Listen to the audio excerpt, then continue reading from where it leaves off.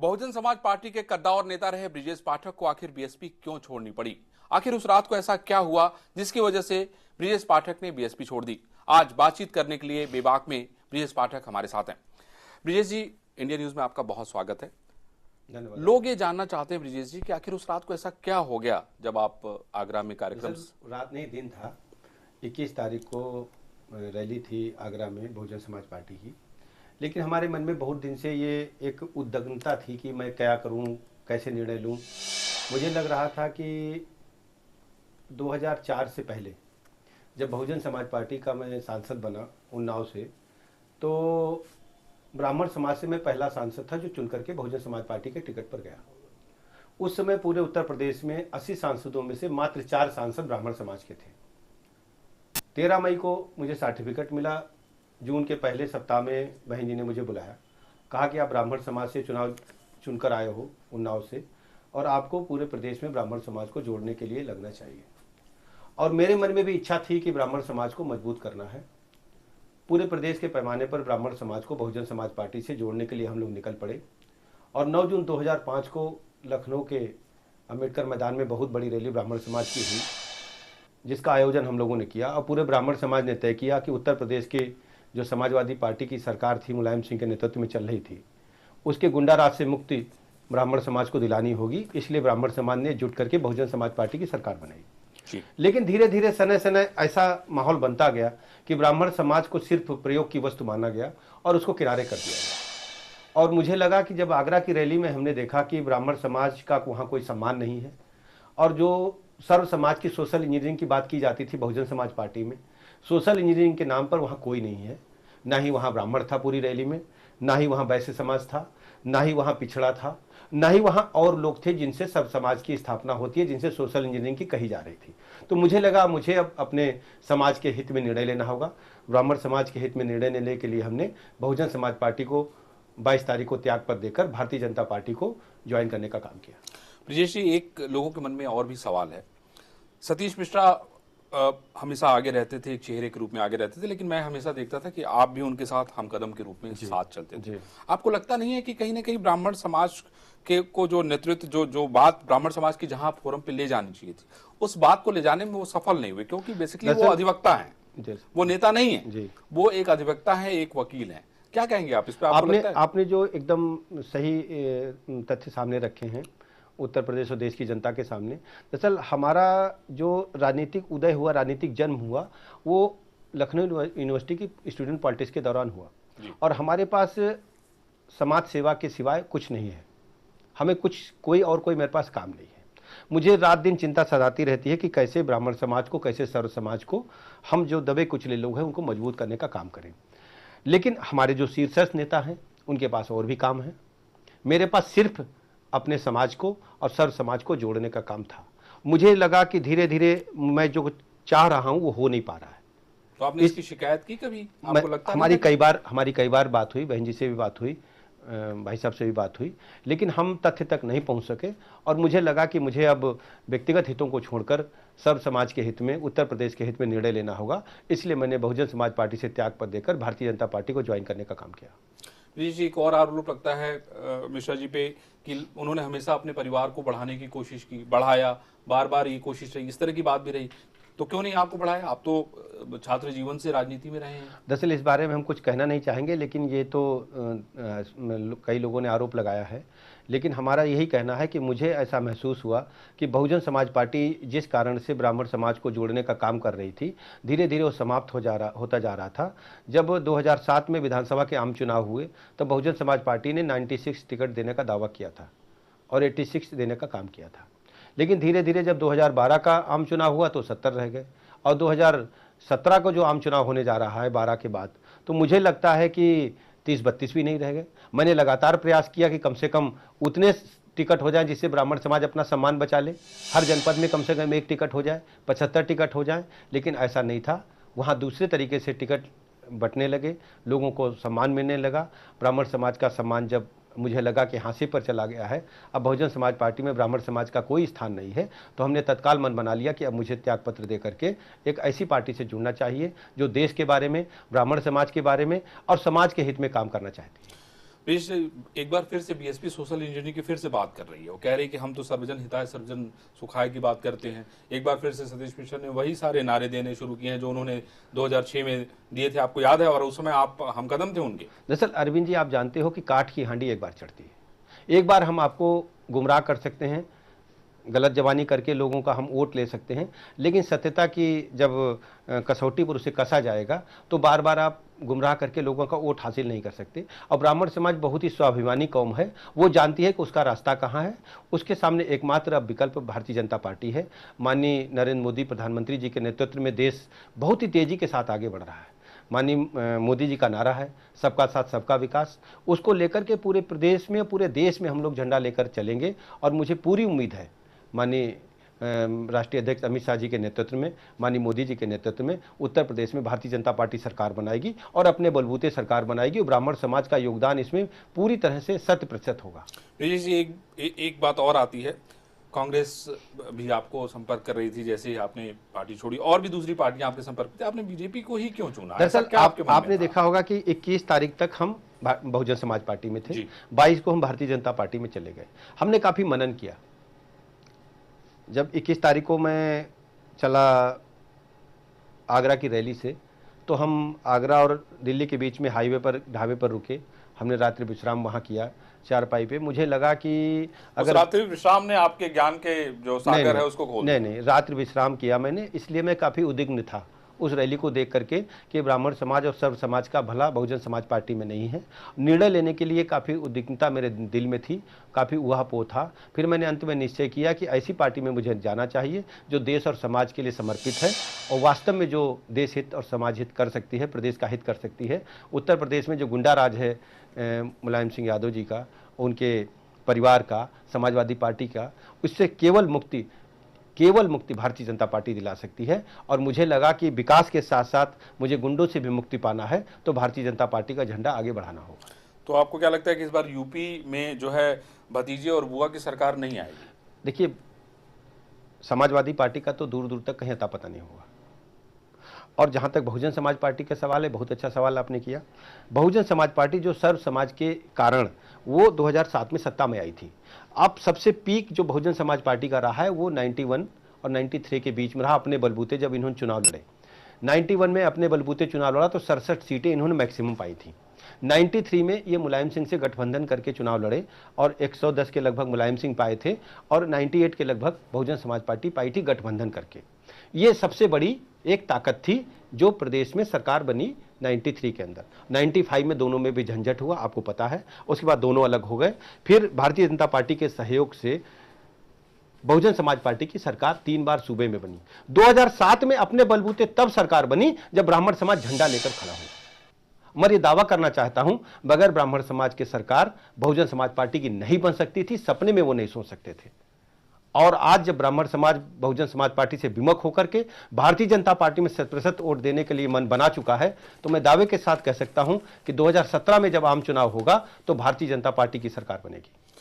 कई नेता बीएसपी छोड़ के जा रहे हैं। स्वामी प्रसाद मौर्य ने उसकी शुरुआत की और उन्होंने बहुत सारे आरोप लगाए। उन्होंने साफ साफ कहा कि टिकट बेचे जा रहे हैं, उसका दाम लगातार बढ़ रहा है। उसके अलावा अभी 4 बार के विधायक अयोध्या पाल ने पार्टी छोड़ दी। उसके अलावा अब्दुल मन्नान जो कि 4 बार से लगातार विधायक हैं संडीला से, उन्होंने पार्टी छोड़ दी। ये हो क्या रहा है? ये बीएसपी में क्यों ऐसा? बहुजन समाज पार्टी में जो राजनीतिक व्यवस्था है वो टूट चुकी है।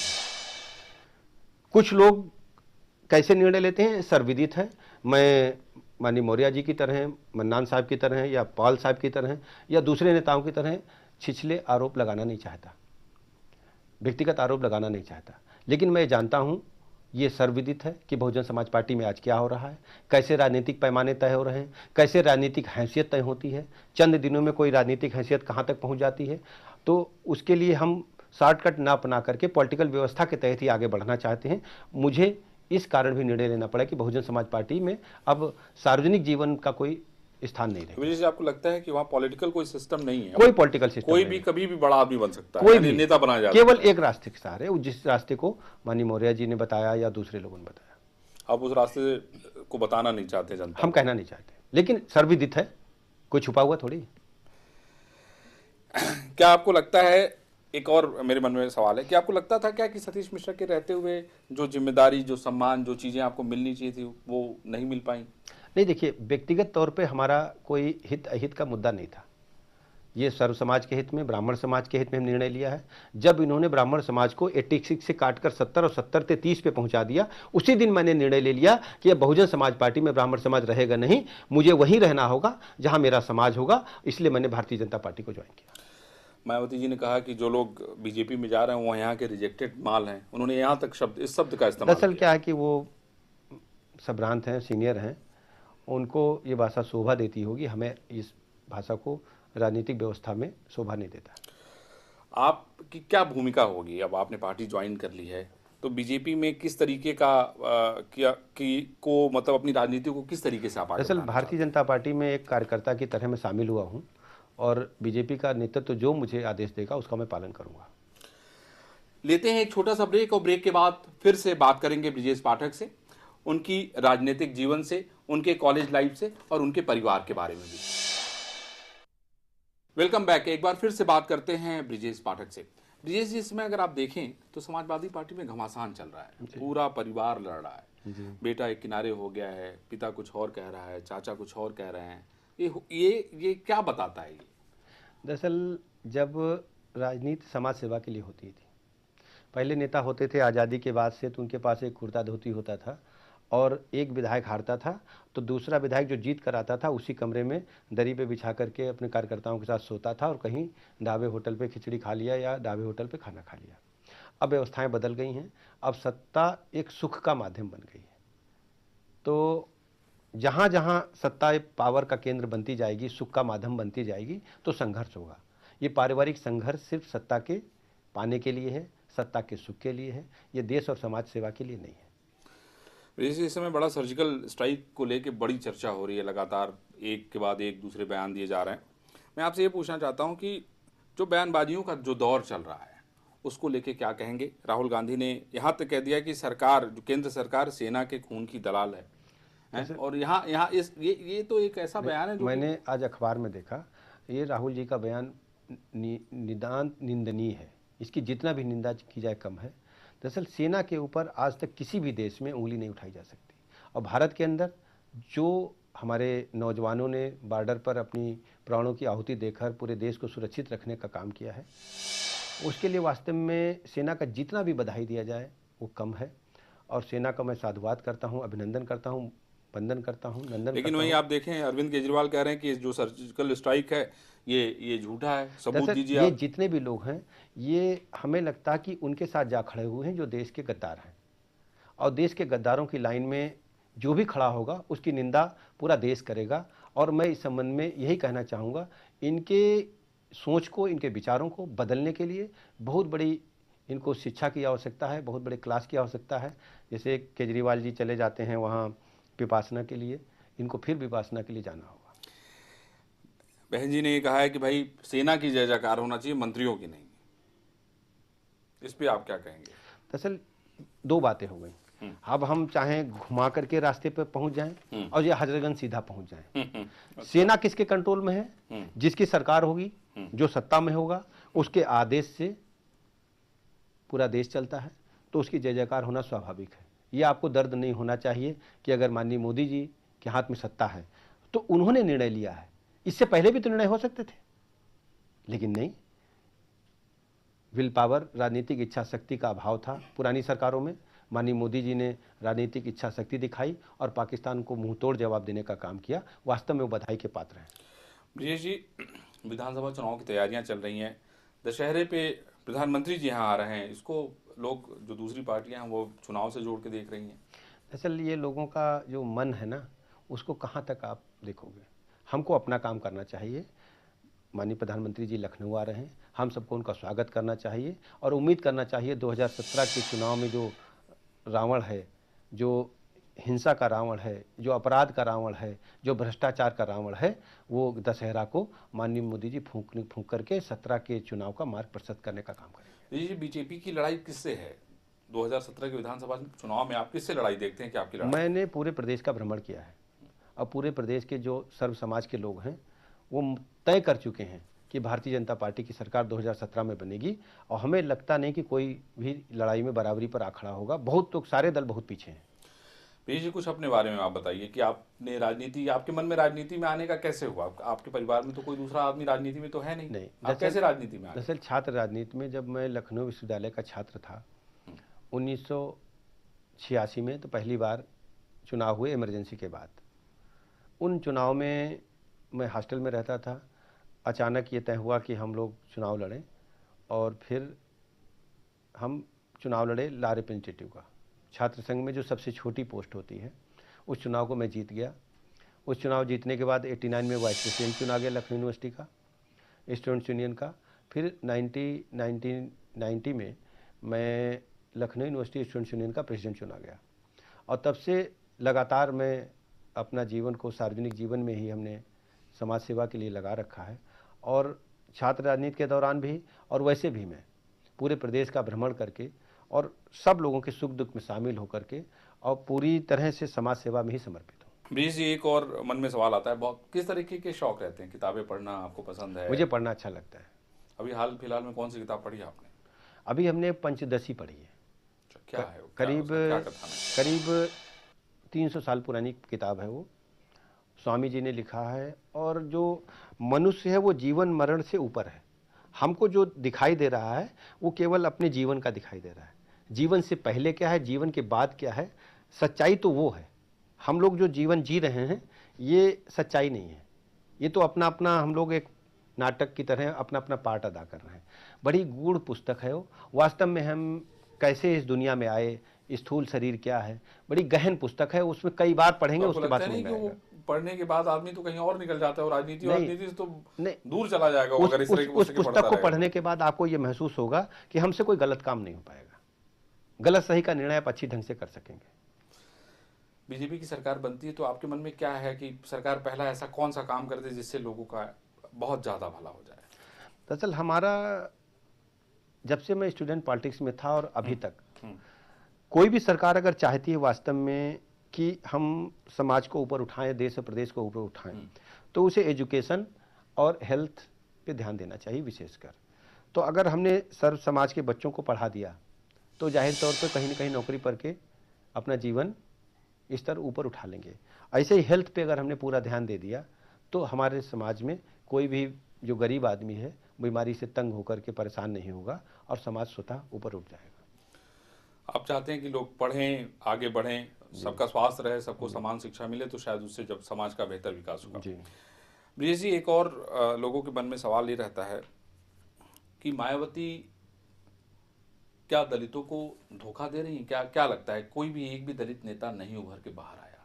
बार बार ये कहा जाता है कि भाई दलितों की बहुत बड़ी मसीहा है, लेकिन दलित नेता क्यों नहीं आगे बढ़ पाता? दरअसल क्या है ना कि इसलिए नहीं बढ़ पाता ना, जब एक बड़ा पर्वत या बड़ा बरगद खड़ा हो जाता है तो उसके नीचे कोई पेड़ जमने नहीं पाता।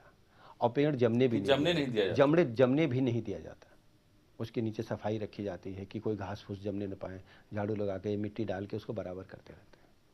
तो आपको लगता नहीं है कि ये लोग इस बात को समझना नहीं चाहिए? लोगों को लोग समझेंगे, वक्त आने पे समझेंगे। वक्त तो बहुत निकल गया और निकलता जा रहा है। अब नहीं निकलेगा, वक्त आ गया।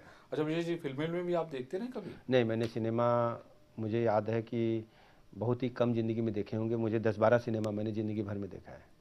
पहले मैंने बचपन में देखा था एक फूल दो माली, जियारत गाहे हिंद। अभी मैंने 2-3 साल पहले 3 इडियट्स देखा।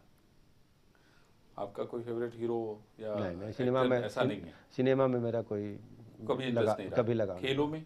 हाँ, खेलों में लगाव रहा। मैं पहले क्रिकेट खेलता था, बैडमिंटन खेलता था हॉस्टल में।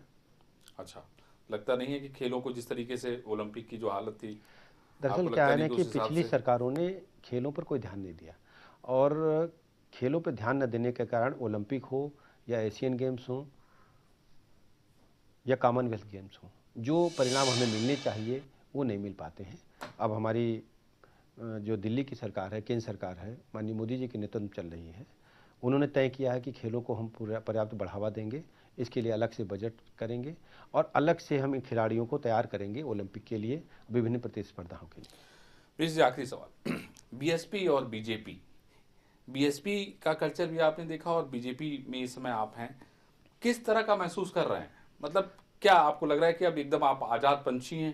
दरअसल भारतीय जनता पार्टी का जो व्यवस्था है वो सबके लिए है, एक व्यक्ति कोई कुछ नहीं है, सब अपनी बात उचित फोरम पर रख सकते हैं। अगर उनकी बात सही है तो मानी जाएगी, जबकि बहुजन समाज पार्टी में सिर्फ एक आवाज़ बैकग्राउंड से आती है कि ये काम करना है, उसको करना होता है। कहीं कोई विचार विमर्श नहीं होता, किसी का मत नहीं लिया जाता, किसी से कोई पूछा नहीं जाता है गलत है सही, एक निर्णय है वही से सबको पालन करना है। लेकिन भारतीय जनता पार्टी में सर्व समाज सभी को, जो पदाधिकारी हैं कार्यकर्ता हैं, सबकी बात को उचित महत्व देते हुए, सबका सम्मान करते हुए सबको आगे बढ़ने का मौका मिलता है। तो अभी आप कौन सा ऐसा बड़ा कार्यक्रम करने जा रहे हैं ब्राह्मण समाज के लिए, अपने लोगों के लिए, जो राजनीति में जिस मकसद से आप आए हैं यहाँ पे, उसको आगे बढ़ाएं? दरअसल पूरे प्रदेश में मैंने तय किया है कि ब्राह्मण समाज को भारतीय जनता पार्टी से जोड़ने का काम करूंगा। उसके तहत मेरा पहला कार्यक्रम इटावा में होगा और डेट जल्दी मैं तय कर दूंगा अपने साथियों से और भारतीय जनता पार्टी के लोगों से विचार विमर्श करके। इटावा के बाद मैं पूरे प्रदेश में जाने का काम करूंगा।